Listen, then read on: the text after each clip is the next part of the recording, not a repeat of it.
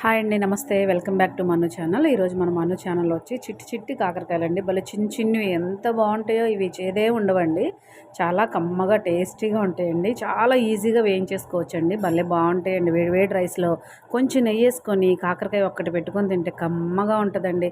ఒక్కసారి ఇలా ట్రై చేయండి. ఫస్ట్ బ్యాండ్ పెట్టేసుకొని కాకరకాయలన్నీ చక్కగా సైడ్ ఘాట్లు పెట్టుకోండి, లోపల గింజలు తీసేయండి, పైపైన కొంచెం గీరండి. ఇక్కడ చూపిస్తున్నట్టుగా చట్నీ పప్పు, పల్లీలు, నువ్వులు, కొబ్బరి పొడి, కారం, వెల్లుల్లి, ఇంగువ వేసి పల్సిస్తూ గ్రైండ్ చేయండి. చక్కగా పౌడర్ అయిపోద్ది. ఈ పౌడర్ని ఇడ్లీలో వేసుకొని నెయ్యి ఎక్కువ వేసుకొని తినండి, ఎంత బాగుంటుందో. కాకరకాయలు చూడండి ఎంత ఎర్రగా వేగినాయో. ఇలా వేగినప్పుడు ఈ కారం జల్లేసి ఒక్క 1.5 మినిట్ అంతే, అలా వాటికి ఆ ఫ్లేవర్ పట్టిందంటే 2 కాయలు తీసుకొని వేడి వేడి రైస్లో కొంచెం నెయ్యి వేసుకొని తినండి, ఎంత టేస్టీగా ఉంటాయోనండి. ఇలాంటి చిన్ని చిన్ని కాకరకాయలు దొరికితే కనుక అస్సలు వదలొద్దండి.